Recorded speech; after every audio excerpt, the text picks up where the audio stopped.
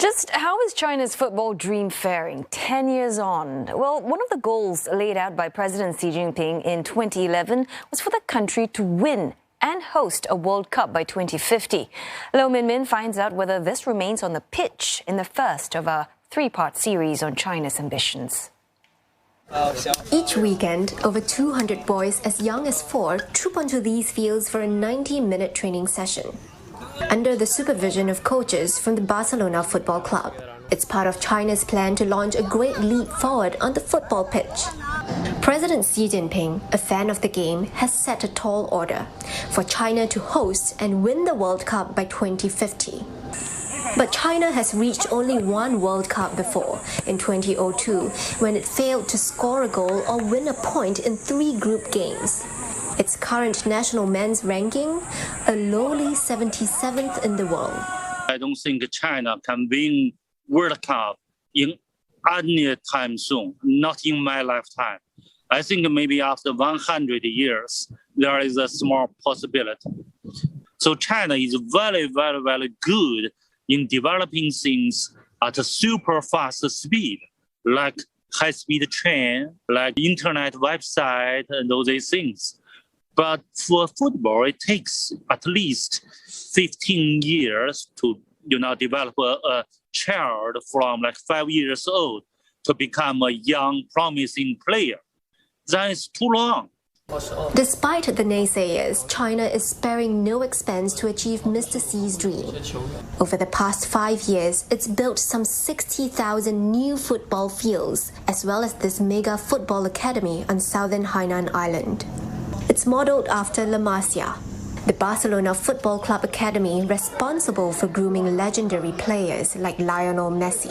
我们中国现在是在大力的来普及这个足球，希望能够把足球这个项目给它提升上去。那么少年强，国家强。那么足球要成功，首先要把青少年的这个青训给它培养起来，培养大面积的人才和这个储备力量。6-year-old Cui Yuhan is among those training here. He's been playing the sport as soon as he could kick a ball. He currently attends football lessons 4 times a week, splitting his time between this academy and another one closer to home.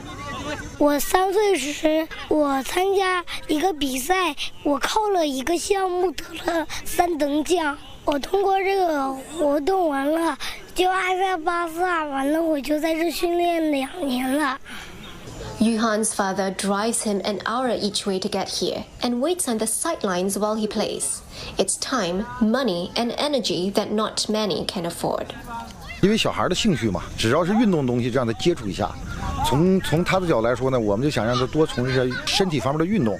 这样来说呢，来到了这儿呢，就是了解了足球，就喜欢上了足球。这样说，我们就家长就支持他往这足球上发展。But the academy and China needs more parents like Mr. Cui. Though enrollment figures have improved since it opened in 2017, the academy is still running at only 30% of its full capacity. Still, it is only one part of China's grand plan for football glory. In May, Beijing announced plans to build at least 16 football cities by 2025. Each must have at least 2 professional clubs, a national-level youth training center, and 1 football pitch for every 10,000 people. But it doesn't resolve some of the long-standing issues plaguing the sport.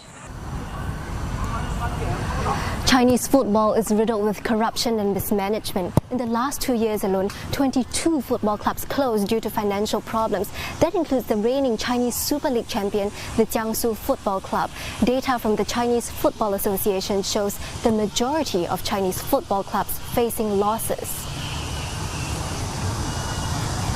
And allegations of match fixing have dogged the sport for years.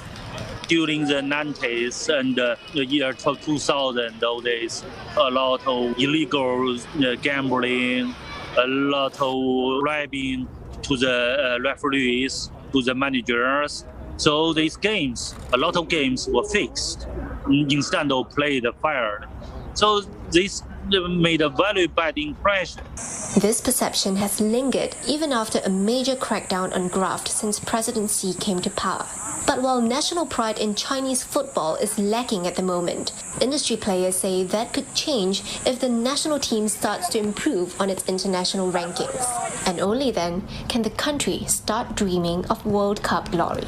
Lo Minmin, CNA, Beijing.